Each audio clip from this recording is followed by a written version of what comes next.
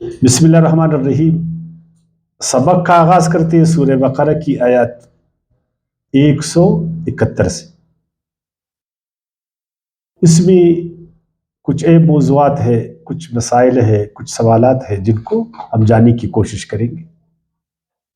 Number 1، کفر کی حقیقت اور کافروں کی حالت کا بیان ہے۔ اسی طرح معقولات اور مشروعات پر اللہ کا شکر ہم کس طرح ادا کریں، اس پر بات ہوگی۔ حلال اور حرام کی حقیقت کیا ہے اور اس کا اختیار یہ کس کے پاس ہے؟ صرف اللہ جو مالک اور حاکم ہے، یا جو مذہبی پیشوا ہے ان کو بھی اس کا اختیار ہے؟ اس پر گفتگو کریں گے۔ اسی طرح خنزیر کے بارے میں پڑھیں گے، خون اور خنزیر یہ کیوں حرام ہے، اللہ تعالیٰ نے ان کو کیوں حرام ٹھہرایا، اس پر بات کریں گے۔ اسی طرح کتمان حق کے بارے میں، جو لوگ حقیقت کو، اللہ کی کتاب کو، قرآن کو چھپاتے ہیں، قرآن کو بیان نہیں کرتے ہیں، وہ کیوں قرآن کو بیان نہیں کرتے، اللہ کی کتاب کو لوگوں سے کیوں چھپاتے ہیں، اور اگر وہ چھپاتے ہیں تو اس کی وجہ کیا ہے، اور اگر وہ چھپائے تو اس کی سزا کیا ہے، اس پر بھی بات کریں گے۔ اور اللہ کی کتاب میں لوگ کیوں اختلاف کرتے ہیں جبکہ اللہ کی کتاب میں اختلاف ہے بھی نہیں، اس کے باوجود وہ اختلاف کرتے ہیں، تو اس کی وجہ کیا؟ یہ ہمارے موضوعات جن پر ہم بات کریں گے۔ سورہ بقرہ آیات 171، پہلے کفر کے حوالے سے پڑھیں گے۔ بسم اللہ الرحمن الرحیم۔ وَمَثَلُ الَّذِينَ كَفَرُوا، اور مثال ان کی جو کافر ہے، جنہوں نے کفر کیا، کَمَثَلِ الَّذِي، اس شخص کی سی ہے، يَدْعِكُ بِمَا لَا يَسْمُعُ إِلَّا دُعَاءً وَنِدَاءً، جو پکارتا اس چیز کو جو نہیں سنتی سوائے پکار اور آواز کی، سم بکم عمی فہم لا یعقلون، وہ بہرے ہیں، وہ گونگے ہیں، وہ اندھے ہیں، پس وہ عقل نہیں رکھتے۔ معذرت کے ساتھ۔ تو کفر بار بار میں آپ لوگوں کو بڑھاتا ہوں، کافر اس کو کہتے ہیں جو حقیقت کو جان بوجھ کر چپ، اس کو حقیقت کا پتہ لگ جائے کہ بالکل یہ بات برحق، لیکن وہ اپنے مفاد میں، اپنے تعصبات میں، کوئی بھی وجہ ہو سکتا ہے، اس وجہ سے وہ حق کو چھپاتا ہے، اس حقیقت کو چھپاتا ہے، اس پر پردے ڈالتا ہے، اس کو ظاہر نہیں کرتا۔ نہ صرف حقیقت پر پردے ڈالتے ہیں بلکہ اس کی مخالفت پر اتر آ جاتا ہے، بالکل وہ حق کے سامنے کھڑا ہو جاتا ہے، نہ خود حق کو ظاہر کرتا ہے، نہ اس کو ظاہر ہونے دیتا، نہ خود وہ حقیقت حق کو، نہ وہ خود ظاہر کرتا ہے لوگوں پر، نہ اس کو ظاہر ہونا دیتا کہ وہ حقیقت چھپ جائے، اس کی مخالفت کرتا ہے، بلکہ وہ باطل کے لیے لڑتا بھی ہے، حق کے خلاف۔ اصل میں کافر یہ لوگ، اور جس کو حقیقت کا ابھی تک پتہ ہی نہیں ہے، حقیقت کو سے سامنے آیا بھی نہیں ہے، وہ حق کو جانتا بھی نہیں ہے، تو اس کو آپ کافر نہیں کہہ سکتے۔ وہ لوگ جن کو اسلام پہنچانی ہے، دین اسلام ان تک پہنچانی ہے، دین اسلام کو وہ جانتے نہیں ہے، دین اسلام کی حقیقت سے وہ آشنا نہیں ہے، ان کو آپ غیر مسلم کہہ سکتے، آپ ان کو غیر مسلم کہہ سکتے کہ یہ غیر مسلم ہے، لیکن آپ اس کو یہ نہیں بولتے کہ یہ کافر ہے۔ ہمارے ہاں تو ہم سب کو کافر کہتے ہیں، تو کافر تو ایک وہ حقیقت کو چھپائے، ابھی اس کے سامنے حقیقت آیا نہیں ہے، ابھی وہ حقیقت کو جانتا نہیں ہے۔ آپ جتنی بھی عربی لغت میں دیکھیں، کوئی بھی ڈکشنری لغات کی کتاب اٹھائے تو ادھر کفر کا معنی ڈانپنا، چھپانا۔ نمبر 2، اس کا مطلب ہے ناقدردانی کرنا، ناقدری کرنا۔ آپ پر کوئی شخص کوئی اچھا کرے، آپ کے ساتھ کوئی اچائی کرے، کوئی نعمت آپ کو دے، آپ اس اچائی کو چھپائے کہ آپ نے کب میرے ساتھ اچائی کیا تھا۔ اللہ تعالیٰ اپنی نعمتوں سے ہم کو نوازے، اور سب سے بڑی نعمت وہ ہدایت ہے۔ اللہ تعالیٰ اپنے نبیوں کے ذریعے، وحی کے ذریعے وہ ہمیں ہدایت دے دے، بہت بڑی نعمت، اور ہم میں سے کوئی بہت سارے وہ اٹھ کر اس نعمت کو چھپانے کی کوشش کرے، اس کی ناقدردانی کرے، یہ ہے کفر۔ اور یہ کبھی تقلید میں بھی ایسا ہوتا، اور تعصب بھی ایسا ہوتا ہے، بس میں نے طے کیا کہ میں نے کسی حالت میں حق کو جان بوجھ کر میں نے اس کو ماننا نہیں ہے، میں نے اس کی مخالفت کرنا، یا میرے باپ دادا وہ کیوں اس طرح نہیں تھے، میرے باپ دادا اس طرح کیوں نہیں تھے، تو یہ اندھی تقلید میں یا تعصب میں یا مفاد میں. تو ایسے لوگوں کے بارے میں اللہ تعالیٰ نے فرمایا اے میرے پیغمبر، ایسے لوگوں کی مثال جنہوں نے کفر کی، جنہوں نے حق کو جان بوجھ کر چھپایا، جنہوں نے اللہ کی نعمت کی ناقدردانی کی، ہے نا، ان کی مثال اس شخص کی طرح ہے جو ایسی چیز کے پیچھے چلائے جو سوائے پکارنے اور چلانے کے کچھ نہیں سنتی، حیوانوں کی طرح، بھیڑ بکریوں کی طرح.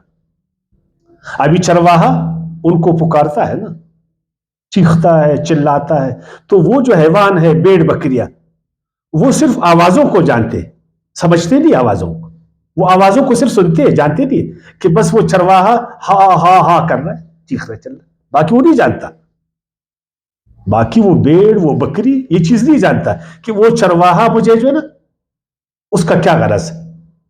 تو بھیڑ بکریوں کی طرح وہ چرواہے کے پیچھے، اور چرواہا ان کو ہانکتا پھرتا ہے. فرمایا کمثل الذی ینعق بما لا یسمع الا دعاء نداء، اس شخص کی طرح جو پکارتا ہے اس چیز کو جو نہیں سنتی سوائے پکار اور آواز کی. ندا ان الفاظ کو بھی کہتے ہیں جن کے معنی کو آپ جانتے نہیں. سم بکم عمی، انہوں نے، ان کے مفادات نے ان کو ایسا بنایا، اس اندھی تقلید نے ان کو ایسا بنایا، ان کے تعصبات اور ضد نے ان کو ایسا بنایا جس طرح بہرے ہوتے. بالکل ہم نے سننا نہیں، کان ہے پر میں سنتا نہیں ہوں، آنکھیں ہیں پر میں دیکھتا نہیں ہوں، عقل ہے پر اس سے میں کام نہیں لیتا. اب اس کو آپ مجھے بولے ایسے شخص کو آپ پھر سنا سکتے؟ یعنی وہ اپنے مفادات کا اسیر، اپنے تعصبات کا اسیر، اندھی تقلید کے پیچھے، بس ضد ہے اس کو. تو ایسے لوگوں کو آپ بار بار بلائیں، ان کے دروازے کٹکھٹائے، زور سے ان کو بلائیں، ہزارہ دلائل ان کے سامنے رکھیں، اپنی خیر خواہی ان پر ظاہر کریں، سارا کچھ کریں، لیکن انہوں نے طے کیا کہ ہم نے ماننا نہیں ہے، انہوں نے طے کیا کہ ہم نے ماننا نہیں ہے. تو اللہ تعالیٰ نے فرمایا ایسے لوگوں کے بارے میں، ایسے لوگوں کے بارے میں اللہ تعالیٰ نے فرمایا ان شر الدواب عند اللہ الصم البکم الذین لا یعقلون، سب سے بدترین مخلوق اللہ کے نزدیک وہ ہے جو عقل سے کام نہیں لیتا، جن کو اللہ نے کان دیے پر اپنے کانوں سے وہ کام نہیں لیتے، بس دوسروں کے کانوں پر انحصار کرتے. اس نے سنا میں نے سنا، اس نے دیکھا میں نے دیکھا، اس نے سوچا میں نے سوچا. تو یہ اتنی بڑی کھوپڑی کو آپ کو کیوں دیا گیا؟ جو آپ دوسرے کے کھوپڑیوں سے سوچتے ہو نا، تو اس بیجے کو پھر ختم کر دو نا. تم کو بھی تو برابر کا عقل اللہ نے دیا ہے نا، دوسرے کے عقل سے تم، دوسرا بولتا ہے اٹھو تم اٹھتے ہو، بیٹھو تم بیٹھتے، وہ بولتے ہیں 2 اور 2 4 آپ کہتے ٹھیک، وہ کہتے ہیں 2 اور 2 5 آپ کہتے ٹھیک. جو بس تم نے سنا بلا سوچے سمجھے اس کو تم نے مانا، جو تم نے دیکھا اس میں تم نے غور نہیں کی. خدا کے بندے، جو اللہ تعالیٰ نے علم کے ذرائع آپ کو دیے اس کو کام میں لاؤ. تم حیوان تو نہیں ہو، تمہارے کان حیوانوں کے کانوں کی طرح تو نہیں ہے، تمہارا دماغ حیوانوں کی، وہ تو حیوان ہے جو عقل و ادراک سے آری ہے، بیچارہ عقل و ادراک سے وہ آری ہے، جس میں سوچنے سمجھنے کی صلاحیت نہیں ہے. ہر انسان وہ عقلی ادراک رکھتا ہے، نہیں رکھتا، وہ عقل و ادراک رکھتا ہے، وہ چیزوں کو سمجھتا ہے، اس کو اللہ تعالیٰ نے سوچنے کی صلاحیت دی ہے، سمجھنے کی صلاحیت دی ہے، کرنے کی صلاحیت دی ہے، لیکن اس کے تعصبات، لیکن اس کے مفادات، اس کا ضد ہے، انا ہے، تکبر ہے، اور اندھی تقلید ہے زیادہ تر اس میں انوالو. جب تک ہم لوگوں نے ان چیزوں کو چھوڑا نہیں ہے تو پھر اس کا مطلب ہے پھر ہم انسان نہیں ہے نا. انسان تو سوچنے اور سمجھنے والا مخلوق، انسان تو سوچنے اور سمجھنے والا، عقل و ادراک والا. اور واقعی آپ دیکھیں آج جو حقیقت کی طرف نہیں آتے، ہم ریالٹیز کو نہیں مانتے، ہم حقیقت کو کی طرف نہیں آتے. یہ بس کہ ہم لوگوں نے وہ جو انسانیت کا راستہ ہے نا، جو انسانیت کا پیٹرن ہے، اس کا طریقہ ہے، اس کو ہم نے چھوڑا. اپنی عقل سے ہم بالکل سوچتے نہیں. جس دن ہم اپنے عقل سے سوچنا شروع کریں گے، عقل و ادراک سے کام ہم لیں گے، ہم سمجھنے کی کوشش کریں گے، ہم حق کی طرف پھر جائیں گے. ہمارا عقل وہ ہمیں ہمیشہ حق کی طرف لے جاتا. یہ جو اللہ تعالیٰ نے یہ صلاحیتیں بھی دی ہے، بصارت کی صلاحیت، سماعت کی صلاحیت، ادراک کی صلاحیت، یہ وہ ساری خدا کی نعمتیں ہیں جن سے ہم حق کو جانتے.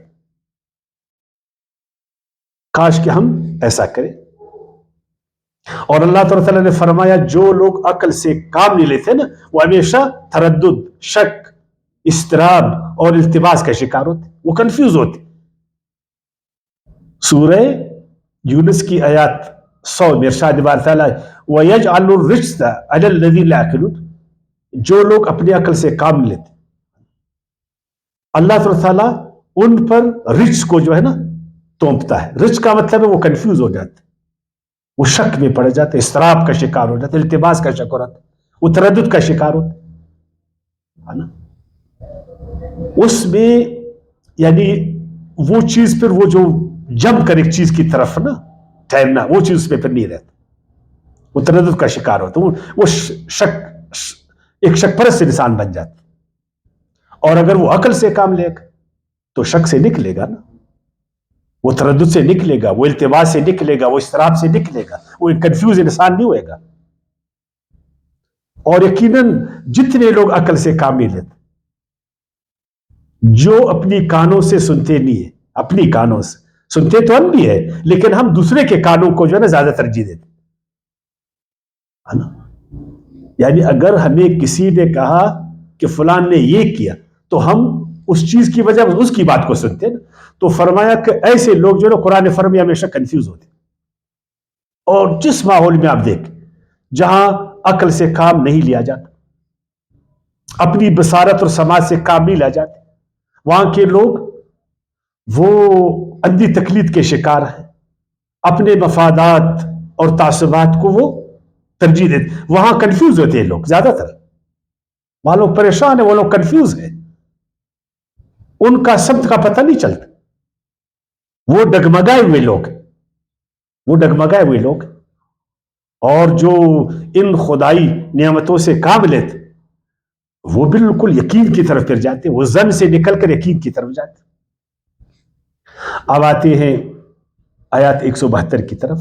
یا ایھا الذین آمنوا، اے ایمان والو، کلوا من طیبات، کھاؤ پاکیزہ چیزوں میں سے، ما رزقناکم، جو اللہ نے تم کو دی.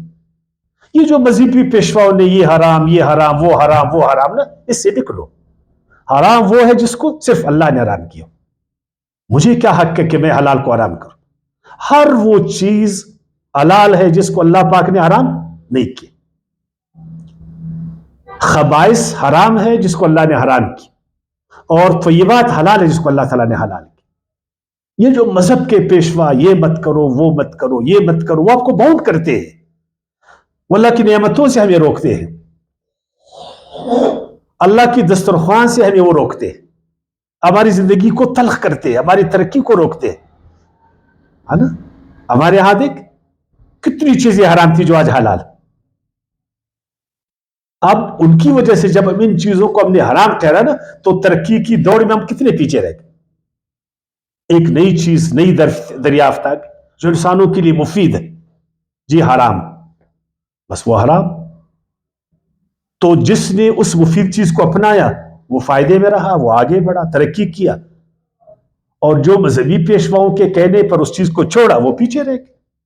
پھر ایک نئی چیز آ گئی، تمام انسانوں کے لیے مفید، ترقی کا ذریعہ، خوشحالی کا ذریعہ، آسانی کا ذریعہ، جی حرام، حرام ہے. پھر جس نے اس کو حلال جانا وہ آگے بڑھا، اور جس نے اس کو حرام جانا وہ پیچھے گیا. چپائی کی مشین آئی ہے نا، چپائی کی مشین ایک آسان کام ہے، جس نے جو علم کو بہت ترقی دینا ہے، گھر گھر میں اس کو پہنچانا ہے. نہیں، یہ جو مشین ہے یہ حرام. جو حال ہاتھ سے لکھے گا وہ حلال ہے، جو مشین سے چپائے گا وہ حرام. تو کتنے لوگ پیچھے رہ گئے.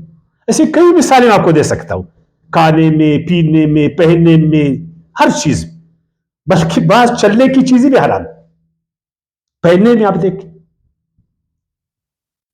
یعنی بہت ساری چیزیں پہننے میں حرام ہے، جس کو مت حرام، یہ حرام، حالانکہ وہ چیز وہ سستی ہے، وہ چیز کارآمد ہے، وہ چیز مفید ہے، وہ ماحول کے مطابق ہے، اس میں چستی ہے، پہننے میں، میں پہننے کی بات کرتا ہوں نا، جی حرام، یہ حرام۔ اب دنیا چستی کی طرف جا رہی ہے، دنیا آگے بڑھ رہی ہے، آپ کہتے ہیں وہ حرام ہے، تو آپ تو دنیا کے ساتھ نہیں چل پاؤ گے۔ ہمیں کھانے کی ضرورت ہے، ہمیں پینے کی ضرورت ہے، اور اگر ہم ان کے کہے پر جائیں یہ حرام وہ حرام، تو آپ ایک قدم آگے بڑھ سکتے ہیں۔ جو تو یہ بات ہے وہ حلال، جو خبائث ہے وہ حرام۔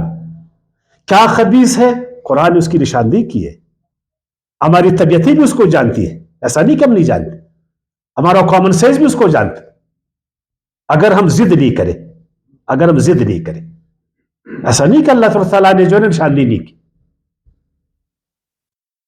اور اللہ تعالیٰ نے فرمایا نا سورۃ الاعراف کی آیت 32 میں، حلال حرام کے بارے میں، اس کا حق اور اختیار کس کو ہے؟ اللہ تعالیٰ نے فرمایا قل، اے میرے رسول کہیے، من حرم زینت اللہ التی اخرج لعبادہ، یہ جو زینت کی چیزوں کو مذہبی پیشوا حرام ٹھہراتے، زینت کی چیزوں کو کس نے کہا کہ حرام؟ جبکہ اللہ تعالیٰ نے نہیں کہا، جبکہ اللہ تعالیٰ نے نہیں کہا اس طرح مت کرو، اس طرح مت پہنو، اس طرح مت بیٹھو، اس طرح کا مکان مت بناؤ، اس طرح کے کپڑے مت پہنو، اس طرح کے بال مت بناؤ، ہے نا؟ یہ زینت کی چیزیں، اس کو کس نے حرام ٹھہرایا؟ والطیبات من الرزق، اور رزق میں جو طیبات، اللہ نے تو حرام نہیں کی، یہ کون ہوتے حرام کرنے والے؟ سورہ مائدہ کی آیات 27 میں ارشاد باری تعالیٰ، یا ایھا الذین آمنوا، اے ایمان والو، لا تحرموا الطیبات، پاکیزہ چیزوں کو حرام مت ٹھہراؤ، جن چیزوں کو اللہ نے پاکیزہ بنایا، جو انسانوں کے لیے نفع بخش ہے،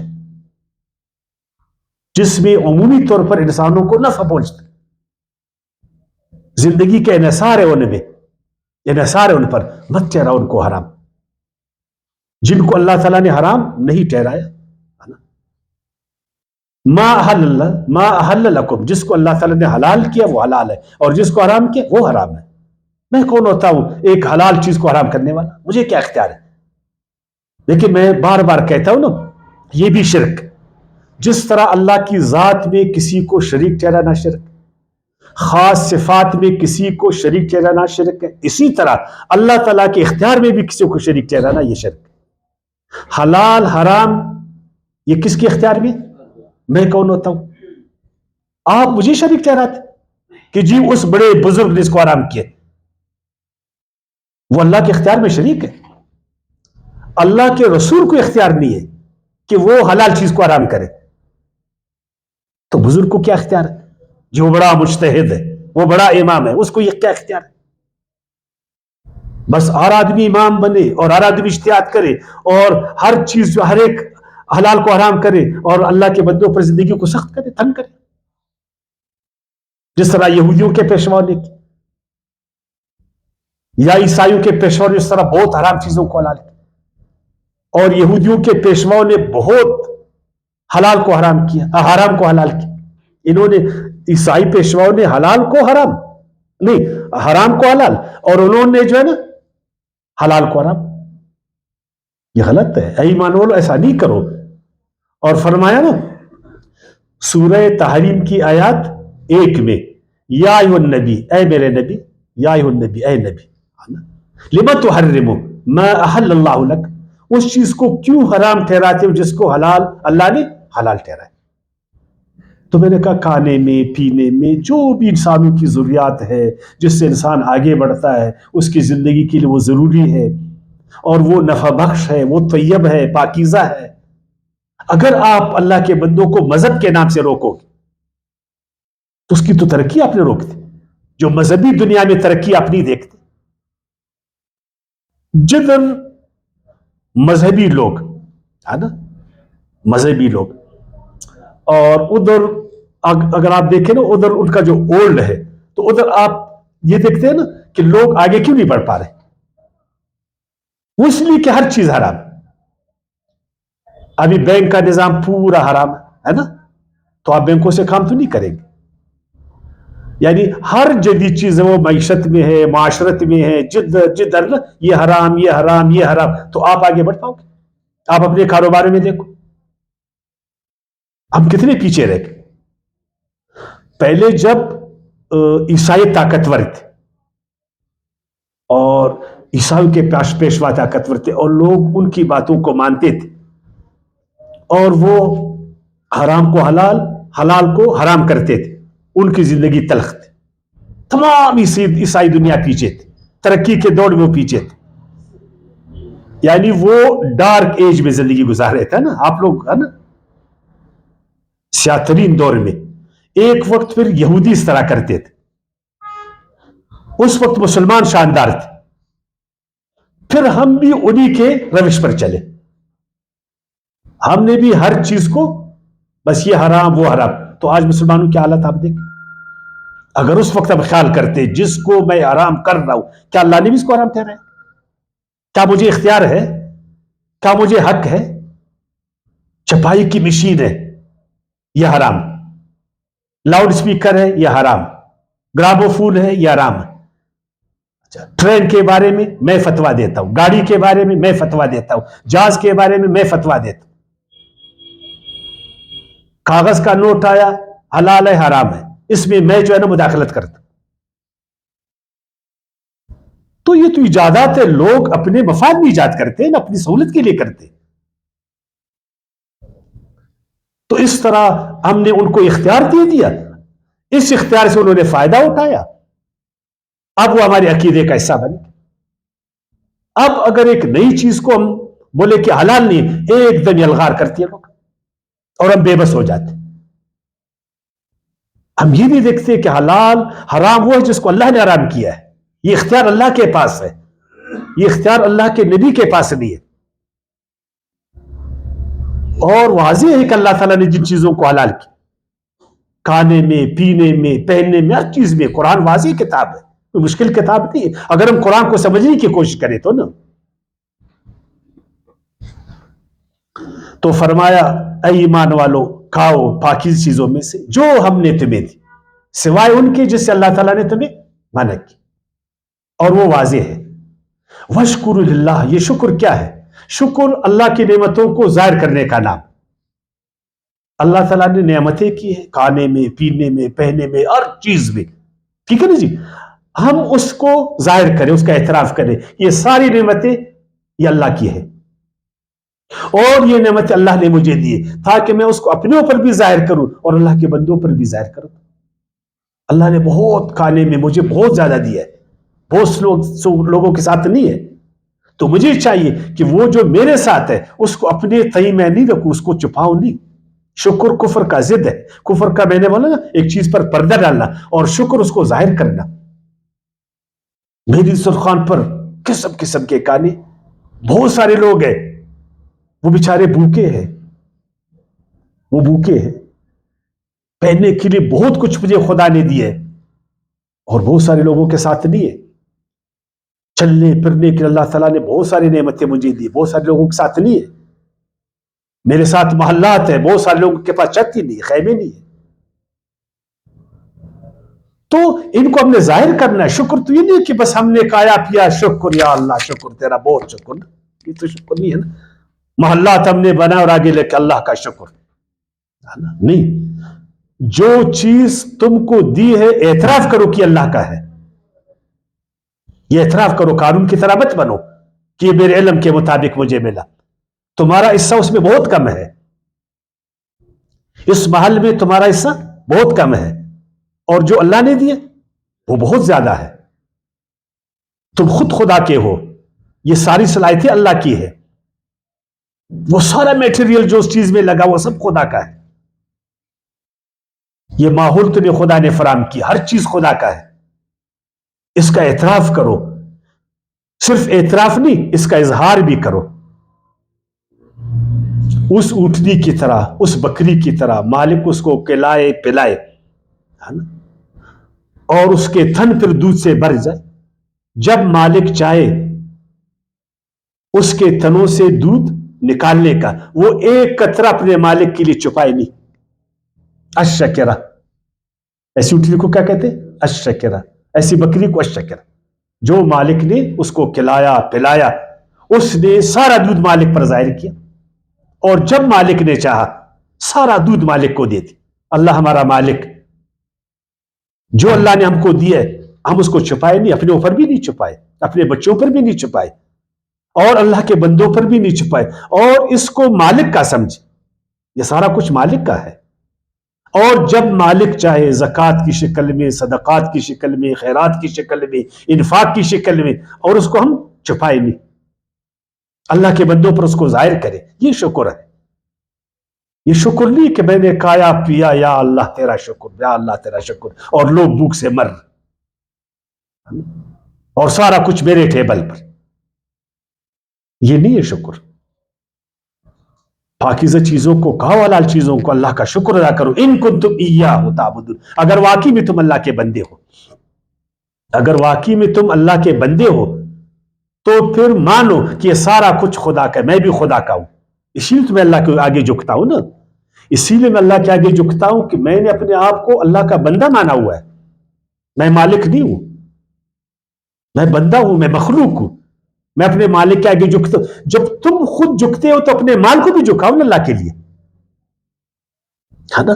تمام سر کو جھکاتے ہو اور 10 روپیہ اللہ کے نام پر نہیں دیتے، 10 روپے نہیں دیتے. اگر واقعی میں تم کہتے ہو کہ میں خدا کا ہوں، تو تمہارا مال کس کا ہے؟ وہ بھی تو خدا کا ہے نا. آل اولاد کس کا ہے؟ وہ بھی خدا کا ہے. یہ سارا کچھ کس کا ہے؟ وہ بھی خدا کا ہے. اتنا بڑا سر اللہ کے آگے جھکاتے ہو، لیکن جیب پر تم نے تالے لگائے ہوئے، اور خلق خدا بھوک سے مر. خلق خدا پیاس پینے میں اور کھانے میں، ہر چیز میں محتاج. کتنے لوگ یقین کرے، یعنی جو بھوک سے مر، کتنے لوگ ہیں جو پیاس سے مر، کتنے لوگ ہیں جو محتاج ہیں، کتنے لوگ ہیں جن کے پیروں میں جوتے نہیں، کتنے لوگ ہیں جن کا سر کا سایہ نہیں ہے، چھت نہیں ہے، کتنے لوگ ہیں جن کے جسم پر اچھا کپڑا نہیں. اور میں خدا کا بندہ ہوں، میں مانتا ہوں، ہے نا. لیکن وہ جو اللہ نے مجھے دیا اس کو اللہ کے بندوں پر ظاہر نہیں کرتا. اگر تم واقعی اللہ کی بندگی کو مانتے ہو، واقعی اپنے آپ کو نمازی کہتے ہو کہ میں روزے دار ہوں، خدا کے لیے روزہ رکھتا ہوں، نماز پڑھتا ہوں، حج کرتا ہوں، کلمہ پڑھتا ہوں، تو اپنے مال کو بھی سر اللہ کا سمجھ، یہ بھی خدا کا ہے. پھر جب میں خدا کو، مال بھی خدا کا. لیکن ایسا ہم لوگ نہیں کرتے. میں خدا کا ہوں لیکن میرا مال میرا ہے، صرف میرے بچوں کا ہے بس، اور وہ بھی بیٹوں کا ہے، بیٹی کو بھی نہیں دیتا ہوں، بیٹی کو بھی حق نہیں دیتا، بیٹی پر کم خرچہ کرتا ہوں، اپنی بیوی سے بھی اس کو چھپاتا ہوں، ماں سے بھی چھپاتا ہوں، بہنوں سے بھی چھپاتا ہوں. جو آس پاس کے غریب غربا ہے وہ جب مجھ سے پوچھتے ہیں کہ میرے پاس تو کچھ بھی نہیں ہے، میں تو خود جو ہے نا قرضدار ہوں، میں تو خود قرضدار ہوں. یا غلط میں کہتا ہوں؟ تو دیکھیں، شکر کو نا ظاہر کرنا، ایک چیز کو اعتراف کرنا، اللہ کی نعمتوں کا اعتراف کرنا، اس کو ظاہر کرنا اپنے اوپر، اللہ کے بندوں پر، تاکہ بھوک ختم ہو جائے، تاکہ احتیاج ختم ہو جائے. کیا اسلامی معاشرے سے بھوک ختم ہوا ہے؟ کتنے لوگ اپنے آپ کو شکر گزار بندے کہتے ہیں؟ آپ مجھے بتاؤ، اسلامی دنیا سے غربت ختم ہو گئی، احتیاج ختم ہوا ہے، بھوک ختم ہوا ہے، لوگ خوشحال ہے. کتنے مسلمان ہیں جن کے پاس کتنا سرمایہ، اگر وہ اپنے سرمایہ کو اللہ کا سمجھ اور اس سرمایہ کو اللہ کے بندوں پر ظاہر کرے، تو بھوک ختم ہوگا نہیں ہوگا؟ غربت ختم ہوگی نہیں ہوگی؟ نہیں جی، نہیں ہوئے گا. اس لیے کہ ہم لوگوں نے شکر کو سمجھا دیا، ہم نے صرف حج اور عمرے کو سمجھا ہے بس. زیادہ ہم نے نماز کو سمجھ، وہ بھی ادائے نماز، اقامت صلات نہیں. یار زکوٰۃ، اگر زکوٰۃ واقعی ہم زکوٰۃ دینے والے تھے تو کوئی غریب رہتا؟ خود ہماری معیشت کو دیکھو، مسلمانوں کی معیشت کو دیکھو، سکڑی ہوئی معیشت. آج بھی اس زمین پر 4.5 ارب انسان بھوک سے، یعنی جو بھوک کی لکیر ہے نا، غربت کی لکیر سے نیچے زندگی گزار، اور ان میں جو تناسب ہے مسلمانوں کا زیادہ ہے۔ کیا حرام ہے؟ اللہ تعالیٰ نے فرمایا انما، یقین جانو، بے شک، حرم علیکم، حرام کیا ہے تم پر اللہ نے، المیتت، مردار کو، وہ حلال جانور اگر اس کو آپ نے ذبح نہیں کیا شرعی طریقے سے، اور وہ اس کے بنا مرگ، مردار ہوا، جس کو ہم لوگ اپنے زبان میں مردار کہتے ہیں نا، وہ حرام، یا وہ حرام ہے جس کو اللہ نے حرام ٹھہرایا ہے، یا وہ حلال اس کو آپ نے شرعی طریقے سے ذبح نہیں کیا، وہ پر اس کی تفصیل سورہ مائدہ میں آئے گا۔ تو مردار حرام،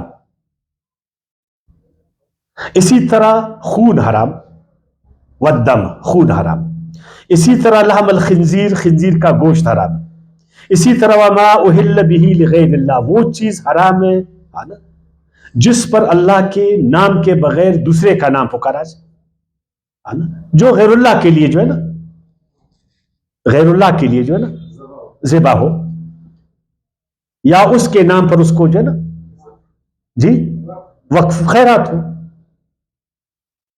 تو کتنی چیزیں ہوئی ہیں؟ اب حلال کیا ہے؟ اللہ تعالیٰ نے فرمایا نا بہیمۃ الانعام، بہیمۃ الانعام جو ہے اللہ نے فرمایا حلال، سورہ مائدہ میں انشاءاللہ ہم پڑھیں گے نا آیات، اس میں آیات 1 میں بہیمۃ الانعام کیا ہے، ایک دفعہ اس کا پھر خنزیر کی طرف آئیں گے۔ وہ جگالی کرنے والے گھاس خور، چوپائے، کتنی چیزیں بنے والا؟ 3، ایک وہ چوپائے ہے، جس طرح بیڑ ہے، بکری ہے، اونٹ ہے، اونٹنی ہے، گائے ہے، بیل ہے، بھینس ہے، وہ اس لیے حلال ہے کہ وہ جگالی بھی کرتے، وہ گھاس بھی کھاتے ہیں، اور وہ انعام بھی ہے، چوپائے بھی ہے، اور اگر ایسا نہیں ہے تو وہ پھر حلال نہیں ہے۔ کتنا بڑا آسان ہے، یعنی آپ ایک جنگل میں گئے، آپ نے ایک شکار کیا، وہاں آپ نے کینگرو کا شکار کیا فرض کریں، اب تیرے ساتھ مذہب کی کتاب تو نہیں ہے نا، نہ قرآن میں اس کا نام لکھا ہوا ہے، نہ کوئی مذہبی کتاب میں اس کا نام لکھا ہوا ہے، دنیا جہاں میں بہت سارے حیوان ہیں، اب یہ حلال ہے یا حرام؟ آپ نے کیا دیکھنا ہے کہ یہ وہ گھاس خور ہے یا نہیں ہے۔ فرض کریں وہ گھاس خور ہے، وہ تو گدھا بھی گھاس خور ہے، تو گھوڑا بھی گھاس خور ہے نا، وہ تو خچر بھی گھاس خور ہے۔ اچھا پھر آپ نے دیکھا جگالی کرتا ہے نہیں کرتا، اب جگالی ادھر آپ نے اس کو دیکھا نہیں، جگالی کرتے وقت نہیں دیکھا ہے نا، کیونکہ آپ نے تو شکار کیا اس کا، اب اس کو دیکھ کے اس کے نیچے کے دانت ہے یا نہیں ہے، بس کیونکہ جگالی کرنے والے کے نیچے کے دانت ہوتے، اوپر کے دانت نہیں ہوتے، بس یہ حلال ہے، اور جو ایسا نہیں ہے وہ حلال نہیں ہے۔ اللہ نے فرمایا تمہارے لیے اللہ تعالیٰ نے بہیمۃ الانعام کو حلال کیا، ان میں کچھ کا نام بھی اللہ تعالیٰ نے لکھا ہے، بیڑ، بکری، نام بھی لکھا ہوا نا، بیان ہوا ہے، تو کتنی آسان بات ہے۔ اب دیکھیں اس میں سے اللہ تعالیٰ نے فرمایا اگر ان بہیمۃ الانعام میں سے کسی کو آپ نے ذبح نہیں کیا شرعی حوالے سے، کیا کیا؟ شرعی حوالے سے ذبح نہیں کیا، غیر اللہ کا نام اس پر تم نے نہیں لیا، وہ آپ کے لیے حلال ہے، اگر غیر اللہ کا نام لیا اس پر حلال نہیں، اور اگر شرعی طریقے سے ذبح نہیں ہوا وہ بھی حرام، اس کو کہتے ہیں میتت۔ اب اس کے بعد آتا ہے خون، اس کے بعد آتا ہے خنزیر کا گوشت۔ اب آپ سے کوئی پوچھے خون کیوں حرام؟ دیکھو سب سے پہلی بات ہے اس کو کس نے حرام کیا؟ اللہ نے حرام کیا۔ اللہ کے بارے میں آپ کا کیا تصور ہے؟ وہ ہمارا خالق ہے، وہ ہمارا مالک ہے، وہ علیم و حکیم ہے، بظاہر وہ چیز شاید میرے فائدے میں خون، لیکن اللہ نے جب مجھے منع کیا اس میں ضرور کوئی ضرر ہے، بے شک میں اس کو نہیں جانتا ہوں، ابھی تک میرے تجربے میں نہیں آیا، بہت ساری چیزیں ابھی تک انسانوں کے تجربے میں نہیں ہے، انسان تو کوشش کر رہا ہے، آگے بڑھ رہا ہے اپنے آخری تجزیے میں. ابھی تک انسان علم کلی ہے، عالم کلی ہے نا، یہ ہے عالم کلی ابھی تک. جب اللہ نے اس کو منع کیا خون سے، اب اگر میں وہ خون انسان کو خونخوار بناتا ہے نا، خون انسان کو درندہ بناتا ہے نا، یہ میرا خیال ٹھیک ہے، بس میں نے بولا، لیکن کیا ایسا ہمارا تجربہ ہے؟ کیا ہم نے کیونکہ لوگ تو تجربوں سے سیکھتے ہیں نا، پہلے مشاہدہ ہے پھر تجربے ہے نا. کیا ہم نے تجربے کیا کہ جو لوگ خون پیتے ہیں وہ درندے بنتے، جو خون پیتے وہ خونخوار بنتے؟ اگر ہمارے تجربے میں بھی ایسا نہیں ہے تو ہم کیوں فتویٰ لگائیں؟ سائنس کا طریقہ تو ایسا نہیں ہے نا. یا سائنس کا ایسا طریقہ، سائنس کا طریقہ آپ تجربوں پر تجربے کریں گے. جب ہر جگہ آپ کے تجربے صحیح نکلیں گے نا تو آپ ایک رائے دیں گے نا، ایک نظریہ قائم کریں گے. لیکن ہمارے یہاں مذہب کے لوگ، ہم نے پڑھا جی خون اس لیے حرام ہے کہ وہ انسان کو درندہ بناتا، وہ انسان کو خونخوار بناتا، وہ انسان کو یعنی پھر دوسروں کا قتل اس کے لیے آسان ہوتا. نہیں، ابھی تک آپ کا علم نہیں ہے تو آپ یہ کہو میں ضرور تحقیق کروں گا، اور ہم تحقیق کر بھی رہے اور کرنا بھی چاہیے. لیکن چونکہ اللہ علیم ہے، وہ خبیر ہے، قرآن اللہ کی کتاب ہے تو اللہ کے علم پر، اللہ کے حکمت پر مجھے 100% یقین ہے. جب اس نے مجھے روکا تو مجھے روکنا چاہیے. اس کے باوجود میں جانتا ہوں یا میں نہیں جانتا، اور ایک دن میں جان جاؤں گا، ایک دن میں جان جاؤں گا. اور اگر ابھی بھی تحقیق کرے تو شاید بہت سارے لوگوں نے اس کو جانا. ٹھیک ہے نا جی. تو یہ وہ آسان طریقہ ہے. اگر آپ بغیر علم کے، بغیر تجربوں کے نا اپنی باتوں کو اللہ کے رسول کی طرف منسوب کرو گے تو لوگ پھر ہنسیں گے آپ پر، کہتے یہ علم کا طریقہ نہیں ہے. یہ علم کا طریقہ، علم کا ایک استخراجی طریقہ ہے چیزوں کو سمجھنے کا، ایک استقرائی طریقہ ہے. استقرائی طریقے سے جو ہے نا آپ کو محنت کرنی پڑے گی. آتے ہیں بھی خنزیر کے، خنزیر کیوں حرام؟ اچھا ادھر ایک بتاؤ نا، خنزیر کا باقاعدہ نام لیا گیا کہ حرام، صرف ادھر نہیں، 4 جگہ قرآن مجید میں. یہاں پر سورہ بقرہ آیات 173 میں، سورہ مائدہ کی آیات 3 میں، سورہ انعام کی آیات 145 میں، اور سورہ نحل کی آیات 115 میں. کیوں نام لیا گیا؟ وجہ اس کا کیا؟ پہلے تو اس پر ہم کو جانکاری کرنی چاہیے. حلال چیزوں کے تو کچھ کا نام لیا اللہ تعالیٰ نے، ٹھیک ہے نا.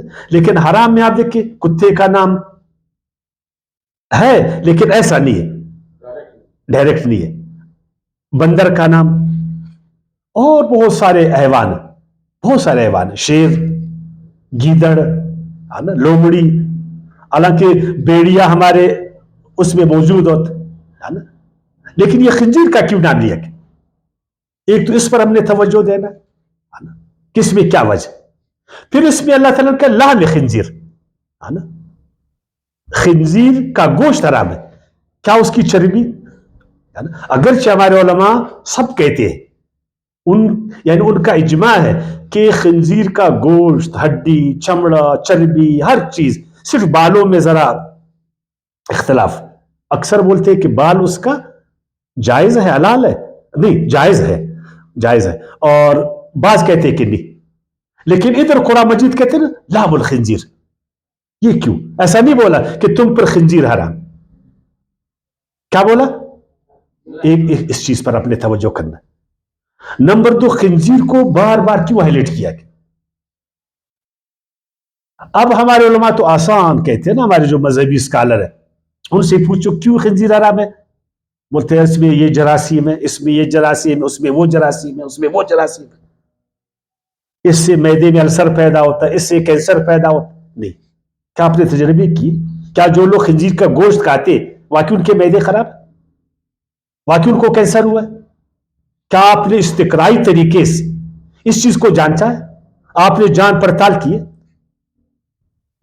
آپ علمی طریقے سے ایسی بات کہہ رہے یا سنی سنائی باتیں؟ بعض لوگ پھر کیا کہتے کہ اس کا تعلق جذبات کے ساتھ ہے، بڑا بے غیرت حیوان، بڑا بے غیرت. یار حیوانوں میں غیرت بے غیرتی وہ جانتے، ان میں شعور ہے.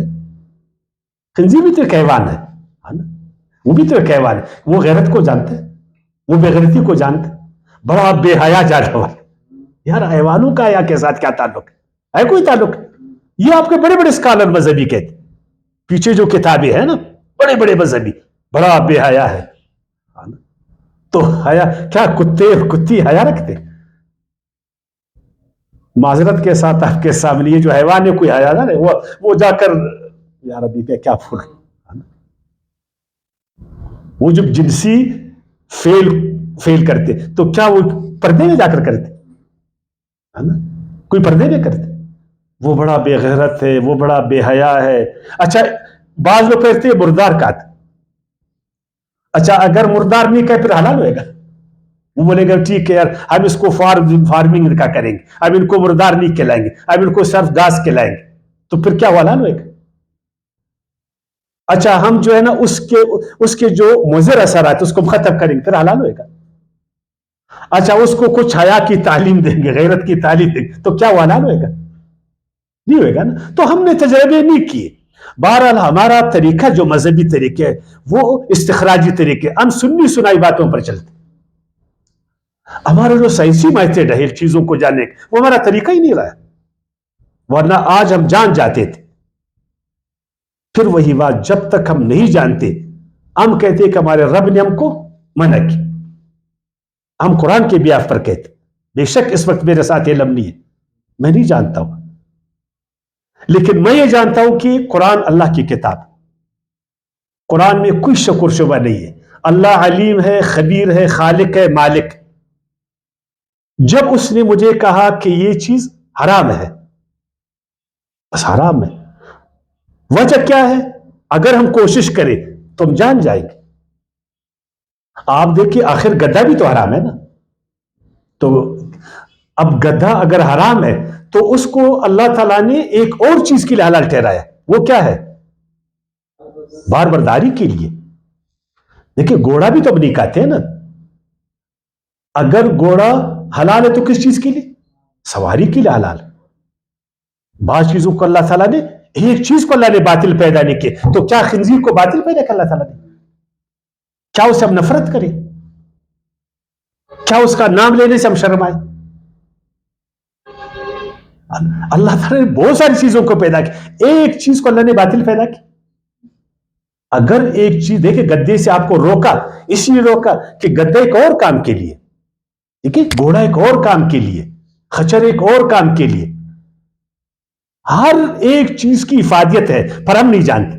اسی طرح خنزیر بھی ایک کام کے لیے ہوئے گا, اس کا بھی ایک فائدہ ہوئے گا. آج میں نہیں جانتا ہوں, ہم نہیں جانتے. اگر ہم کوشش کریں گے ہم جان پائیں گے. اس طرف ہمارا دھیان نہیں جاتا, اس لیے کہ خنزیر پر ہم تحقیق نہیں کرتے, اس لیے کہ اس کا نام لینا ہم پسند نہیں کرتے. کیا وہ اللہ کے مخلوق میں سے ایک مخلوق نہیں ہے؟ کیا وہ قابل نفرت ہے؟ کیا اس کا نام لینا قابل نفرت؟ اور اس میں فائدے ہوئیں گے جس کی وجہ سے اللہ نے آپ کو روکا, حرام ہے یہ آپ پر. ہم نہیں جانتے کہ جو بہتا ہوا خون اس کا کتنا فائدہ ہے, اور چیزوں میں ہم نہیں جانتے نا. جان جائیں گے ہم لوگ, ہم جان جائیں گے. جس چیز سے اللہ نے ہمیں روکا ہے 100% اس میں ہمارا فائدہ ہے, 100% ہمارا. اور جس چیز کے نہیں روکا اس میں بھی 100% ہمارا فائدہ ہے. تو ہمیں چاہیے کہ ان فائدوں کو ہم ڈھونڈنے کی کوشش کریں, اس حکمت ربانی کو ہم کوشش کریں, اس کو ہم جانیں. اور جب تک ہم نہیں جانیں ہم قرآن کے بیاف پر, اپنے ایمان کے بیاف پر, کیونکہ دیکھیں ایمان کا جو مقدمہ ہے نا, ایمان کا جو مقدمہ ہے اس کی بنیاد علم غیب پر ہے. بہت چیزوں کو ابھی تک ہم جان نہیں پاتے, لیکن ہم قرآن کے بیاف پر, اللہ کے رسول کے بیاف پر ہم اس کو مانتے ہیں کہ چیز حرام ہے. اس میں ضرور ایک نقصان ہے ہمارے لیے, اور چیزوں میں اس میں فائدہ ہے. گدھا کھانے میں ہمارا نقصان ہے, گدے ختم ہو جائیں گے پھر ہم کیا کریں گے؟ ہو سکتے ہیں گدھا اور چیز میں فائدہ دے. تو یہ نہیں بولیں گے بے غیرت ہے, بے حیا ہے. دیکھیں اگر یہ واقعی میں طبعی حوالے سے نقصان دہ ہوتا, طبی حوالے سے, یعنی اس کو کوئی فزیکلی نقصان ہوتا, تو اللہ تعالیٰ کہتا ہے اگر آپ مجبور ہو تو اس کو کھا سکتے. وما اہل بہ لغیر اللہ فمن استر, پھر جو مجبور ہو جائے غیر باغن وہ سرکش نہیں ہے، ولا عادن حد سے بڑھتا نہیں ہے، بڑھنے والا نہیں، فلا اسم علیہ پھر وہ کھا سکتا ہے اس کو. کس کو کھا سکتا ہے؟ خنزیر کے گوشت کو. دیکھیں مجبوری میں. تو اگر اس میں فزیکلی نقصان ہو تو کیوں پھر کھا سکتے ہو مجبوری میں؟ اگر وہ بغیرت ہے پھر آپ کیوں کھا سکتے ہو مجبوری میں اس کو؟ اگر بے حیا ہے تو آپ کیوں کھا سکتے ہو اس کو؟ مجبوری میں کھا سکتے ہو نا. ان اللہ غفور رحیم، بے شک اللہ بخشنے والا مہربان ہے. تو آپ نے سمجھا، یعنی جو چیز حلال ہے اس میں ہمارا کیا ہے؟ ہمارا فائدہ ہے. دیکھو اللہ تعالیٰ جو چیز ہمارے لیے مفید ہے وہ حلال، اور جو چیز ہم سب کے لیے اللہ کے نزدیک نقصان دہ وہ منع. جو پاکیزہ ہے وہ کیا ہے؟ حلال ہے. جو ناپاک ہے جس کو خبیث کہتے ہیں وہ حرام. یہ چیزیں ہیں نا جو آپ کو نقصان دیتے ہیں وہ حرام ہے، جس کو اللہ نے کہا ہے. کیونکہ بہت ساری چیزوں کو نہیں جانتے، اسلام خنزیر کو نہیں جانتے، تو انشاءاللہ جان پائیں گے ہم لوگ. جب تک جانتے نہیں ہیں تو ہم جاننے کی کوشش کریں، فتوا نہیں لگائے کہ یہ میدے کا السر پیدا کرتا ہے، یہ کینسر پیدا کرتا ہے، اس میں جراثیم ہے وغیرہ، بے حیا نہیں. ابھی تک نہیں لگا، ابھی تو کوشش کریں. انشاءاللہ آج نہیں تو کل ہم جان جائیں گے. لیکن جب تک اس کو مانیں گے، ہم کیوں مانیں گے؟ ہمیں اللہ تعالیٰ نے کہا کہ حرام ہے بس حرام ہے. وما علینا الا البلاغ.